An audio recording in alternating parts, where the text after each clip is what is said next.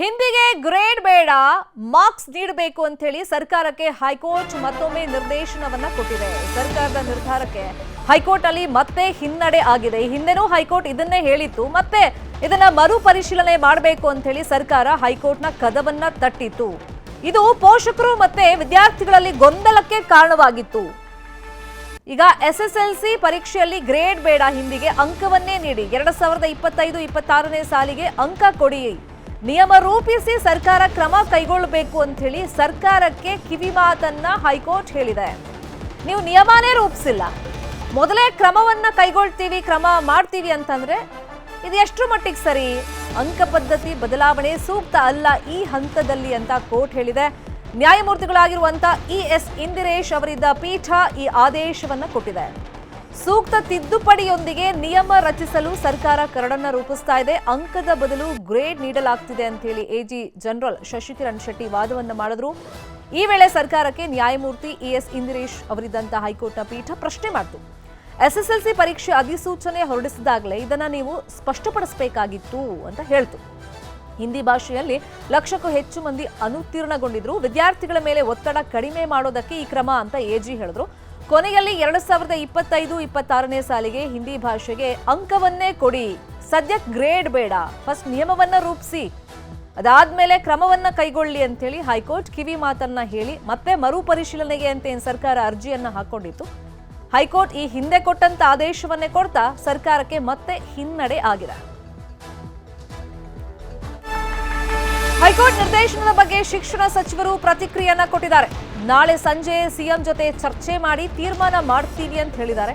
ಮತ್ತೆ ಮೇಲ್ಮನವಿಯನ್ನ ಸಲ್ಲಿಕೆ ಮಾಡಬೇಕಾ ಬೇಡವಾ, ಕೋರ್ಟ್ ಹೇಳ್ದಂಗೆ ನಾವು ಮುಂದುವರಿಬೇಕಾ ಅನ್ನೋ ಕುರಿತಂತೆ ಚರ್ಚೆಯನ್ನ ಮಾಡ್ತೀವಿ, ಅಥವಾ ಕಾನೂನು ಹೋರಾಟ ಮುಂದುವರಿಸಬೇಕಾ ಚರ್ಚೆ ಮಾಡ್ತೀವಿ. ಈಗಷ್ಟೇ ಆದೇಶ ಬಂದಿದೆ, ಆದೇಶದ ಪ್ರತಿ ಬರಬೇಕು, ಎಲ್ಲವನ್ನೂ ಪರಿಶೀಲನೆ ಮಾಡಿ ಸರ್ಕಾರ ಮುಂದೆ ಏನ್ ಮಾಡಬೇಕು ಅಂತ ಹೇಳಿ ತೀರ್ಮಾನ ಕೈಗೊಳ್ತೀವಿ.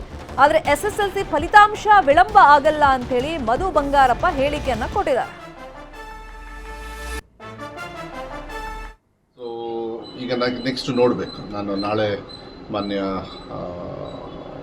ಮುಖ್ಯಮಂತ್ರಿಗಳಿಗೆ ನಮ್ಮ ಆಫೀಸಿಂದ ಆಗಲೇ ಈಗ ಬ್ರೀಫಿಂಗ್ ಮಾಡಿದ್ದೀವಿ. ನಾಳೆ ಸಾಯಂಕಾಲ ಅವ್ರ ಜೊತೆನೂ ಕೂಡ ಚರ್ಚೆ ಮಾಡಿ ನೆಕ್ಸ್ಟ್ ಏನು ಅಂತೇಳಿ, ಅದೇ ಯಾಕಂದರೆ ಡಬಲ್ ಬೆಂಚಲ್ಲಿ ಬೇರೆ PIL ಮೇಲೆ, ಯಾಕಂದರೆ ಆರ್ಡರ್ ಮೇಲೆ ಮಾತು ಅವರು ದಂಡ ಹಾಕಿದ್ರು ಆ ಕಡೆಗೆ, ಇವರು ಈ ಥರ ಹೇಳಿರೋದ್ರಿಂದ ನಾನು ಮಾನ್ಯ ಮುಖ್ಯಮಂತ್ರಿಗಳಿಗೆ ಮಾತಾಡಿಕೊಂಡು ನೆಕ್ಸ್ಟ್ ಏನು ಮಾಡಬೇಕು ಅಂತ. ಇವರೇನು ಹೇಳ್ತಾ ಇದ್ದಾರೆ, ಭಾಳ ಹೇಳಿದ್ರಂತೆ, ಇಲ್ಲ ನೀವು ಈ ವರ್ಷ ಬಿಟ್ಬಿಡಿ, ಇದನ್ನು ಮುಂದಿನ ವರ್ಷ ನೀವೇನು ಬೇಕಾದ್ರೆ ರೂಲ್ಸ್ ಮಾಡ್ಕೊಳ್ಳಿ, ಬಟ್ ರೂಲ್ಸ್ನ ಇಂಪ್ಲಿಮೆಂಟ್ ಮಾಡಿ ನೀವು ಮಾಡಿ, ಇದನ್ನು ಬೇಡ ಅಂಥೇಳಿ ಅವರು ಹೇಳಿದ್ದಾರೆ.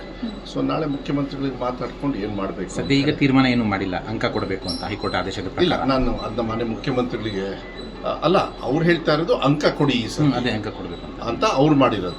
ಸೊ ಅದ್ರ ಮೇಲೆ, ಯಾಕೆಂದರೆ ನ್ಯಾಯಾಲಯ ಏನು ಹೇಳುತ್ತೆ ಆ ಕಡೆಗೆ, ನಮ್ಮದೇನು ಅಂದರೆ ಕನ್ನಡ ಪರವಾಗಿ ಕೆಲವು ವಿಚಾರಗಳನ್ನು ಪ್ರೆಷರ್ ಇರಬಾರ್ದು ಮಕ್ಕಳಿಗೆ ಅಂಥೇಳಿ ನಾವು ತೀರ್ಮಾನವನ್ನು ತಗೊಂಡಿದ್ವಿ. ಆದರೆ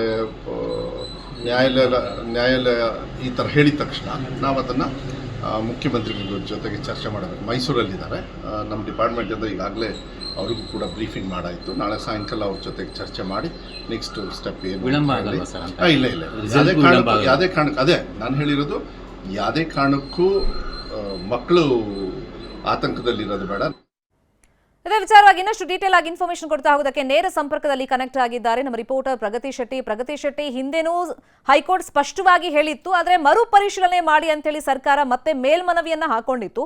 ಈಗಲೂ ಹೈಕೋರ್ಟ್ ಅದನ್ನೇ ಹೇಳಿದೆ, ಈ ಸತಿ ಅಂಕ ಕೊಡಿ, ಗ್ರೇಡ್ ಬೇಡ, ಮುಂದಿನ ವರ್ಷ ನಿಯಮ ಫಸ್ಟ್ ರೂಪಿಸಿ, ಆಮೇಲೆ ನೀವು ಇದನ್ನ ಕಾರ್ಯರೂಪಕ್ಕೆ ತನ್ನಿ ಅಂತ ಹೈಕೋರ್ಟ್ ಈಗ ಮತ್ತೆ ಮರುಪರಿಶೀಲನೆ ಅರ್ಜಿ ಸಂದರ್ಭದಲ್ಲಿ ಏನೆಲ್ಲ ಕಿವಿ ಮಾತನ್ನು ಸರ್ಕಾರಕ್ಕೆ ಹೇಳಿದೆ. ಶರ್ಮಿತಾ ಶೆಟ್ಟಿ, ಈ ವಿಚಾರವಾಗಿ ಶಿಕ್ಷಣ ಇಲಾಖೆ ಆರಂಭದಿಂದಲೇ ಎಡವಿದೆ. ಅಂದರೆ ಈ ಹಿಂದಿ ಸೇರಿ ತೃತೀಯ ಭಾಷೆಯನ್ನು ತೆಗಿಬೇಕು ಅಥವಾ ಅದನ್ನು ಅಂಕವನ್ನು ಪರಿಗಣನೆ ಮಾಡದೆ ಗ್ರೇಡನ್ನು ಇಂಟ್ರೊಡ್ಯೂಸ್ ಮಾಡಬೇಕು ಅನ್ನುವಂತಹ ನಿರ್ಧಾರವನ್ನು ಆರಂಭದ ದಿನದಲ್ಲೇ, ಅಂದರೆ ಶೈಕ್ಷಣಿಕ ವರ್ಷದ ಆರಂಭದಲ್ಲೇ ಏನಾದರೂ ಇಲಾಖೆ ತೀರ್ಮಾನವನ್ನು ತೆಗೆದುಕೊಂಡ್ರೆ ಇದು ಇಷ್ಟು ದೊಡ್ಡ ಸಮಸ್ಯೆ ಆಗ್ತಾ ಇರಲಿಲ್ಲ. ಆದರೆ ಮಾರ್ಚ್ 27ನೇ ತಾರೀಕು ಶಿಕ್ಷಣ ಸಚಿವರು ಪತ್ರಿಕಾಗೋಷ್ಠಿ ಮಾಹಿತಿಯನ್ನು ಕೊಡ್ತಾರೆ. ಮಾರ್ಚ್ 30ಕ್ಕೆ ಎಕ್ಸಾಮ್ ಇರುತ್ತೆ, ಕಾರಣಾಂತರದಿಂದ ಆ ಎಕ್ಸಾಮು 31ಕ್ಕೆ ಹೋಗುತ್ತೆ. ಸೊ ಮಾರ್ಚ್ 31ಕ್ಕೆ ಎಕ್ಸಾಮ್ ಇಟ್ಕೊಂಡು ಮಾರ್ಚ್ 27ಕ್ಕೆ ಶಿಕ್ಷಣ ಸಚಿವ ಮಧು ಬಂಗಾರಪ್ಪ ಅವರು ಇದನ್ನ ಅನೌನ್ಸ್ ಮಾಡ್ತಾರೆ. ಅಂದ್ರೆ ತೃತೀಯ ಭಾಷೆಗೆ ನಾವು ಗ್ರೇಡ್ ಅನ್ನ ಪರಿಗಣನೆ ಮಾಡ್ತೀವಿ ಅಂತ. ಈ ವಿಚಾರ ಸಾಕಷ್ಟು ದೊಡ್ಡ ಮಟ್ಟದಲ್ಲಿ ಚರ್ಚೆ ಆಗುತ್ತೆ, ವಿರೋಧಕ್ಕೆ ಕಾರಣವಾಗುತ್ತೆ. ಶಿಕ್ಷಣ ಇಲಾಖೆಯ ಕಾಯ್ದೆಯ ಪ್ರಕಾರವೂ ಕೂಡ ಇದು ವಿರುದ್ಧ ಆಗುತ್ತೆ. ಯಾಕಂದ್ರೆ ಏನೇ ಡಿಸಿಷನ್ ಇದ್ರೂ ಕೂಡ ಶೈಕ್ಷಣಿಕ ವರ್ಷದ ಆರಂಭದಲ್ಲೇ ತಗೊಳ್ಬೇಕು. ಅದು ಎಕ್ಸಾಮ್ ನಡೀತಾ ಇರುವಾಗ ಹೆಂಗ್ ತಗೊಂಡ್ರು ಅನ್ನುವಂತಹ ಪ್ರಶ್ನೆ ಬರುತ್ತೆ. ಇನ್ನೊಂದು ಏನು ಹಾಸ್ಯಾಸ್ಪದ ಅಂತ ಅಂದ್ರೆ ಎಕ್ಸಾಮ್ ಆದ್ಮೇಲೆ ಇದಕ್ಕೆ ಸಂಬಂಧಪಟ್ಟ ಹಾಗೆ ಕರಡು ಅಧಿಸೂಚನೆಯನ್ನ ಹೊರಡಿಸ್ತಾರೆ. ಅಂದ್ರೆ ಸಾರ್ವಜನಿಕ ಆಕ್ಷೇಪಣೆ ಅಥವಾ ವಿದ್ಯಾರ್ಥಿಗಳ ಆಕ್ಷೇಪಣೆ, ಪೋಷಕರ ಅಭಿಪ್ರಾಯ ಇದೆಲ್ಲವನ್ನು ಕಲೆ ಹಾಕುವಂತಹ ಪ್ರಕ್ರಿಯೆ ಎಕ್ಸಾಮ್ ಆದ್ಮೇಲೆ ಆಗುತ್ತೆ. ಇದು ಕೂಡ ಸಾಕಷ್ಟು ಟೀಕೆಗೆ ಗುರಿಯಾಗುತ್ತೆ. ಈ ಎಲ್ಲ ವಿಚಾರಕ್ಕೆ ಸಂಬಂಧಪಟ್ಟ ಹಾಗೆ ಉಡುಪಿ ಚಿಕ್ಕಮಗಳೂರು ಮೂಲದ ವಿದ್ಯಾರ್ಥಿನಿಯರು ಹೈಕೋರ್ಟ್ಗೆ ಅರ್ಜಿಯನ್ನ ಹಾಕಿದ್ರು, ರಿಟ್ ಪಿಟಿಷನ್ ಅನ್ನ ಹಾಕಿದ್ರು. ಏಕಸದಸ್ಯ ಪೀಠ ಇದರ ವಿಚಾರಣೆಯನ್ನ ಮಾಡಿ ಮೊದಲನೇ ಸಲ ಆದೇಶ ಕೊಡುವಾಗಲೂ ಕೂಡ ಇದಕ್ಕೆ ಸಂಬಂಧಪಟ್ಟ ಹಾಗೆ ಅಂಕವನ್ನ ಪರಿಗಣನೆ ಮಾಡಿ ಅನ್ನುವಂತಹ ಆದೇಶ ಕೊಡ್ತು. ಅದಾದ ಮೇಲೆ ಶಿಕ್ಷಣ ಇಲಾಖೆ ಸರ್ಕಾರದಿಂದ ರಿವ್ಯೂ ಪಿಟಿಷನ್ ಅನ್ನ ಹಾಕಲಾಯಿತು. ರಿವ್ಯೂ ಪಿಟಿಷನ್ ಮಾಡಿದಂತಹ ಸಂದರ್ಭದಲ್ಲೂ ಕೂಡ ಈ ಸರ್ಕಾರಕ್ಕೆ ಮುಖಭಂಗ ಆಗಿರುವಂತದ್ದು. ಅಂದ್ರೆ ಈ ವರ್ಷ ಅಂಕವನ್ನ ಪರಿಗಣನೆ ಮಾಡಿ ನೀವೇನೇ ನಿರ್ಧಾರ ತೆಗೆದುಕೊಳ್ಳೋದಿದ್ರು ಅದಕ್ಕೊಂದು ನಿಯಮಾನುಸಾರವಾಗಿ. ಈ ಬಗ್ಗೆ ಮಾತಾಡೋದಕ್ಕೆ ಬನವಾಸಿ ಬಳಗದ ಆನಂದ್ ಅವರು ನಮ್ಮ ಜೊತೆ ದೂರವಾಣಿ ಸಂಪರ್ಕದಲ್ಲಿ ಜಾಯ್ನ್ ಆಗಿದ್ದಾರೆ. ಸರ್ ನಮಸ್ಕಾರ. ನಮಸ್ಕಾರ ಸರ್, ತೃತೀಯ ಭಾಷೆಗೆ ಈಗ ಅಂಕನೇ ಕೊಡಿ, ಗ್ರೇಡ್ ಬೇಡ. ಈಗ ಶಿಕ್ಷಣ ಇಲಾಖೆ ಈ ಶೈಕ್ಷಣಿಕ ವರ್ಷದ ಆರಂಭದಲ್ಲೇ ಈ ಬಗ್ಗೆ ಒಂದು ಸ್ಪಷ್ಟತೆಯನ್ನ ಕೊಟ್ಟು ಒಂದಿಷ್ಟು ನಿಯಮಗಳನ್ನು ರೂಪಿಸಿದ್ರೆ ಇವಾಗೇನು ಕನ್ನಡದ ಮೇಲೆ ಪ್ರೇಮ ಜೊತೆಗೆ ಮಕ್ಕಳಿಗೆ ಫೋರ್ಸ್ಫುಲಿ ಬೇರೆ ಭಾಷೆ ಕಲಿಸೋದು ಅಥವಾ ಫೋರ್ಸ್ ಮಾಡಬಾರ್ದು ಅನ್ನೋ ಈ ಚಿಂತನೆ ಇದೆ. ಇದು ಆರಂಭದಲ್ಲೇ ಇದ್ದಿದ್ರೆ ಇವತ್ತು ಹೈಕೋರ್ಟ್ನಲ್ಲಿ ಈ ನಿರ್ಧಾರ ಬರ್ತಿರ್ಲಿಲ್ಲ ಅಂತ ಅನ್ಸುತ್ತಾ? ಬಹುಶಃ ಬರ್ತಿರ್ಲಿಲ್ಲ. ಆದ್ರೆ ಈಗ್ಲೂ ಕೂಡ ಸರ್ಕಾರಕ್ಕೇನು ಒಂದ್ ರೀತಿನಲ್ಲಿ ಹಿನ್ನಡೆ ಆಗಿದೆ ಅಂತ ಅಂದ್ರೂನು ನಾವು ಕನ್ನಡ ಪರರಿಗೆ ಇದು ಹಿನ್ನಡೆ ಅಂತ ಅನ್ಸಲ್ಲ. ಯಾಕೆ ಅಂತಂದ್ರೆ ಇದೇ ತೀರ್ಪಲ್ಲಿ ಹೈಕೋರ್ಟ್ ಅವ್ರು ಹೇಳಿರೋದು ನಿಮಗ್ ಶಾಸನ ಅಥವಾ ಇನ್ಯಾವುದೋ ಮಾರ್ಗಗಳು ಇದೆ, ಅದನ್ನ ಅನುಸರಿಸಿ ಮಾಡ್ಕೊಳ್ಳಿ ಅಂತ ಹೇಳಿದ್ದಾರೆ. ಹಾಗಾಗಿ ಕಡೆ ಪಕ್ಷ ಮುಂದಿನ ವರ್ಷದಿಂದ ಈ ದ್ವಿಭಾಷಾ ನೀತಿ ಜಾರಿಗೆ ಬರುತ್ತೆ ಅನ್ನೋ ಭರವಸೆ ನಮ್ದು. ಈ ವರ್ಷ ಬರ್ಲಿಲ್ಲ ಅದು ಸರಿ, ಆದ್ರೆ ವಾದ ಮಾಡ್ಬೇಕಾದಾಗ ಬಹಳ ಮುಖ್ಯವಾದ ಒಂದ್ ಅಂಶ ಬಿಟ್ಟಿದ್ದಾರೆ. ಇವರು ಪರೀಕ್ಷೆಗೆ ಮೊದಲು ಇದು ಗ್ರೇಡಿಂಗ್ ಸಿಸ್ಟಮ್ ಪರಿಗಣಿಸ್ತೀವಿ ಅಂದ ಕಾರಣದಿಂದ ಅದೆಷ್ಟೋ ಲಕ್ಷಾಂತರ ಮಕ್ಕಳು ಅಂಕಗಳಿಗೆ ಬರೀದೆ ಗ್ರೇಡಿಂಗ್ ತಾನೆ ಅಂತ ಸ್ವಲ್ಪ ಹಗುರವಾಗಿ ತಗೊಂಡಿದ್ರೆ ಅವರುಗಳಿಗೆ ಈಗ ಅನ್ಯಾಯ ಆಗುತ್ತೆ, ಲಕ್ಷಾಂತರ ಮಕ್ಕಳಿಗೆ.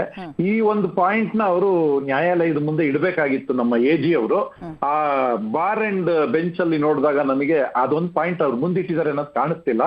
ಅದೇ ಜೊತೆಗೆ ನ್ಯಾಯಾಲಯ ಕೂಡ ಬಹಳ ತುರ್ತಲ್ಲಿ ಇದನ್ನೇ ಮುಂದುವರಿಸಿ ಅನ್ನೋ ತುರ್ತು ಅವ್ರ ಮಾತುಗಳಲ್ಲಿ ಕಾಣಿಸ್ತಾ ಇತ್ತು ಅಂತ ಅನ್ಸುತ್ತೆ. ಏನೇ ಆದ್ರೂ ಇದು ಒಂದು ತಾತ್ಕಾಲಿಕವಾದ ಹಿನ್ನಡೆ. ನಮ್ಮ ನಾಡಿನಲ್ಲಿ ದ್ವಿಭಾಷಾ ನೀತಿ ಬರ್ಲಿ ಅನ್ನೋದು ನಮ್ಮ ಆಶಯ. ಖಂಡಿತ ಸರ್. ಈಗ ಹಿಂದಿ ಭಾಷೆ ಕಲಿಲೇಬೇಡಿ ಅಂತ ಯಾರು ಹೇಳ್ತಾ ಇಲ್ಲ. ಇಂಟ್ರೆಸ್ಟ್ ಇದ್ದವರು ಅದನ್ನ ಕಲೀಲಿ. ಈಗ ತೃತೀಯ ಭಾಷೆ ಅಂತ ಬಂದಾಗ ಈಗ 80% ಗ್ರಾಮೀಣ ಭಾಗದ ವಿದ್ಯಾರ್ಥಿಗಳು ಇದರಲ್ಲಿ ಫೇಲ್ ಆಗ್ತಿದ್ದಾರೆ ಅಂತ ಒಂದು ಆರೋಪನೂ ಇದೆ. ಅದನ್ನೇ ಇವತ್ತು ಎಜಿ ಶಶಿಕಿರಣ್ ಶೆಟ್ಟಿ ಅವರು ಕೋರ್ಟ್ ಗಮನಕ್ಕೂ ತಂದ್ರು. ಹಾಗಾಗಿ ಈ ಗ್ರೇಡಿಂಗ್ ಸಿಸ್ಟಮ್ ಅನ್ನ ಏನ್ ತಂದಿದ್ದಾರೆ ಇಲ್ಲಿ, ಇವಾಗ ತೃತೀಯ ಭಾಷೆ ಕನ್ನಡವೂ ಆಗಿರ್ಬೇಕು ಅಂತಾನೂ ಕೂಡ ಒಂದು ವಾದ ಇದೆ. ಒಮ್ಮೆ ಕನ್ನಡ ಆಗಿರಿದ್ರೆ ಏನಾಗುತ್ತೆ, ಆಗಿಲ್ಲ ಅಂದ್ರೆ ಏನಾಗುತ್ತೆ? ಈ ಗ್ರೇಡಿಂಗ್ ಸಿಸ್ಟಮ್ ಬಗ್ಗೆನೇ ವಿದ್ಯಾರ್ಥಿಗಳಲ್ಲಿ ಪೋಷಕರಲ್ಲಿ ಒಂದು ಗೊಂದಲ ಇದೆಯಲ್ಲ, ಈ ಅಧಿಸೂಚನೆ ಬಗ್ಗೆನೇ ಒಂದಿಷ್ಟು ಕನ್ಫ್ಯೂಷನ್. ಒಂದು ಇದ್ರಲ್ಲಿ ಎರಡು ಭಾಗ ಕಾಣಿಸ್ತಾ ಇದೆ ಮೇಡಮ್. ನೀವು ಅಧಿಸೂಚನೆನ ಕಡೆ ಕ್ಷಣದಲ್ಲಿ ಹೊರಡಿಸಿದ್ದು ಅನ್ನೋದು ಇದನ್ನ ಯಾರು ಸಮರ್ಥನೆ ಮಾಡ್ಕೊಳಕ್ಕೆ ಸದ್ಯಕ್ಕಂತೂ ಆಗಲ್ಲ. ಆಯ್ತಾ, ಸರಿನಾ ತಪ್ಪ ಅದು ನೀವು ಬೇರೆ ಏನ್ ಮಾಡ್ಬೋದು. ಸರ್ಕಾರ ನಡೆ ಸರಿ ಇದ್ರು ಆ ಹೊತ್ತಲ್ಲಿ ಮಾಡಿದ್ ಸರಿನಾ ತಪ್ಪ ಅನ್ನೋದು ಬೇರೆ ವಿಷಯ. ಆದ್ರೆ ವಾದ ಮಾಡ್ಬೇಕಾದಾಗ್ಲೂ ಕೂಡ ಮೂರನೇ ಭಾಷೆ ಕನ್ನಡ ಕಲಿಸ್ತೀವಿ ಅಂದ್ರೆ ಮೂರನೇ ಭಾಷೆ ಕನ್ನಡ ಬರೀತಾ ಇರೋರು ಬರೀ 11,600 ಮಕ್ಕಳು. ಮೂರನೇ ಭಾಷೆ ಹಿಂದಿ ಬರೀತಾ ಇರೋರು 7,20,000 ಮಕ್ಕಳು. ಮೂರನೇ ಭಾಷೆ ಕನ್ನಡ ಬರೀತಿರೋರಲ್ಲಿ ಕನ್ನಡ ತಾಯ್ನುಡಿ ಇರೋರು ಎಷ್ಟೋ ಜನ ಇದಾರೆ, ಸಂಸ್ಕೃತ ಮೊದಲನೇ ಭಾಷೆ ತಗೊಂಡವ್ರು ಇತ್ಯಾದಿ. ಆ ಲೆಕ್ಕದಲ್ಲಿ ನಷ್ಟ ಆಗ್ತಿರೋದು ಹಿಂದಿನ ತಮ್ಮದಲ್ಲದ ತಾಯ್ನುಡಿ ಹಿಂದಿನ ಮೂರನೇ ಭಾಷೆಗೆ ತಗೊಂಡು ಅದನ್ನ ಪರೀಕ್ಷೆ ಬರೀಬೇಕು ಅನ್ನೋದು. ಭಾಷೆ ಕಲಿಯೋದು ಯಾವ್ದಾರ ಕಲೀಲಿ, ಯಾವ್ದನ್ನಾರ ತಗೊಳ್ಳಿ. ಆ ಅಂಕಗಳು ನಮ್ಗೆ 625 ಅಂಕಕ್ಕೆ ಬರೀತೀವಲ್ಲ, ಇದು ನಾವು ಹೋಲಿಕೆ ಮಾಡ್ಕೊಳ್ಳೋದು ಯಾವ್ದು. ಉತ್ತರ ಪ್ರದೇಶದ ಮಕ್ಕಳು 500 ಅಂಕಕ್ಕೆ ಬರೆದಾಗ ನಾವೇನೋ ಒಂದೇ ಸ್ಪರ್ಧೆಗೆ ಹೋದ್ರೆ ಅವ್ರು 500 ಅಂಕಕ್ಕೆ ಬರ್ದಿರ್ತಾರೆ, ನಾವು 625 ಬೇಡದೇ ಇರೋದು ಬರ್ದಿದೀವಿ. ಹಾಗಾಗಿ ನಾವು ಗ್ರೇಡಿಂಗ್ ಕೊಡ್ತೀವಿ, 520 ಸಮಾನ ಮಾಡೋದ್ರಿಂದ ಈ ಕ್ರಮ ಆಗುತ್ತೆ, ಇದು ಯಾರಿಗೂ ಅನ್ಯಾಯ ಆಗಲ್ಲ ಅಂತ ಸರ್ಕಾರ ಇನ್ನೊಂದಿಷ್ಟು ಗಟ್ಟಿಯಾಗಿ ವಾದ ಮಾಡಬಹುದಾಗಿತ್ತು ಅಂತ ನನಗನ್ಸುತ್ತೆ. ಅದನ್ನೇ ಕೋರ್ಟ್ ಹೇಳಿರೋದು. ಈ ವರ್ಷ ಗೊಂದಲ ಬೇಡ, ಮಾರ್ಕ್ಸ್ ಕೊಟ್ಬಿಡಿ, ಫಸ್ಟ್ ನಿಯಮ ರೂಪಿಸಿ ಆಮೇಲೆ ಮುಂದಿನ ವರ್ಷದಿಂದ ಬೇಕಾದ್ರೆ ಗ್ರೇಡ್ ಸಿಸ್ಟಮ್ಗೆ ಹೋಗಿ, ಅವಾಗ ಎಲ್ಲರೂ ಪಾಸ್ ಮಾಡಬೇಕು ಗ್ರಾಮೀಣ ಭಾಗದಲ್ಲಿ ತೃತೀಯ ಭಾಷೆಯವ್ರನ್ನ ಅಂತ ಏನ್ ಸರ್ಕಾರದ ಒಂದು ಒಳ್ಳೆ ನಿಲುವೇನಿದೆ. ಸರಿ ಇದೆ. ಆದ್ರೆ ಹಾಗೆ ಮಾಡೋದಾದ್ರೆ ಈಗ ಹಿಂದಿನ ದಿನ ಅನೌನ್ಸ್ ಮಾಡಿದ್ರಲ್ವಾ ಗ್ರೇಡಿಂಗ್ ಅಂತ, ಅದು ತಪ್ಪು ಅನ್ನೋದಾದ್ರೆ ಅದರಿಂದ ಬಲಿ ಬಿದ್ದ ಮಕ್ಕಳಿಗೆ, ಲಕ್ಷಾಂತರ ಮಕ್ಕಳಿಗೆ ಸರ್ಕಾರ ಒಂದು 30 ಅಂಕನೋ 50 ಅಂಕನೋ ಪುಕ್ಸಟ್ಟೆ ಕೊಡ್ಲಿ. ಗ್ರೇಸ್ ಮಾರ್ಕ್ಸ್ ಕೊಡ್ಲಿ. ಅಂದ್ರೆ ಅವ್ರು ಏನ್ ಬರ್ದಿದಾರೋ ಅವ್ರಿಗೆ ಅಷ್ಟು ಕಷ್ಟ ಅಂಕನೂ ಸಿಗುತ್ತೆ ಬಿಡಿ, ಕ್ವಶನ್ ಪೇಪರ್ ಅಷ್ಟು ಸಿಗ್ಲಿ, ಅವಾಗ ನಮ್ ಗ್ರೇಡಿಂಗು ಮಾರ್ಕ್ಸ್ ಕೊಟ್ಟಂಗಾಯ್ತು, ಇವ್ರಿಗೆ ತೃಪ್ತಿ ಪಡಿಸ್ದಂಗೂ ಆಯ್ತು ಮಾರ್ಕ್ಸ್ ಬಂದವ್ರಿಗೆ. ಆಮೇಲಿಂದ ಇನ್ನು ಮಕ್ಕಳಿಗೂ ತೊಂದರೆ ಆಗ್ಲಿಲ್ಲ, ಅವರು ಪಾಸ್ ಆದಂಗಾಯ್ತು. ಇವ್ರು ಎಲ್ರಿಗೂ ಗ್ರೇಸ್ ಅಂಕ ಕೊಟ್ಬಿಡ್ಲಿ, 35 ಮಿನಿಮಮ್ ಗ್ರೇಸ್, ಪಾಸಿಂಗ್ ಮಾರ್ಕ್ಸ್ 35 ಎಲ್ರಿಗೂ ಪ್ಲಸ್ ಆಗ್ಲಿ, ಫೇಲ್ ಆದವರು ಪಾಸ್ ಆಗ್ತಾರೆ, ಯಾರಿಗೂ ತೊಂದರೆ ಆಗಲ್ಲ. ಯಾಕಂದ್ರೆ ಇದನ್ನ ಕಲ್ತು ಆಗ್ಬೇಕಾದೇನೂ ಇಲ್ಲ ಅದರಿಂದ ಅಷ್ಟೇ. ಹೌದೌದು. ಸಿಎಂ ಜೊತೆ ಚರ್ಚೆ ಮಾಡ್ತಾರಂತೆ ಶಿಕ್ಷಣ ಸಚಿವರು, ಮುಂದೆ ಏನಾಗುತ್ತೆ ನೋಡೋಣ. ಥ್ಯಾಂಕ್ ಯು ಆನಂದ್ ಅವರೇ, ನ್ಯೂಸ್ 18 ಜೊತೆ ಮಾತನಾಡಿದ್ದಕ್ಕೆ.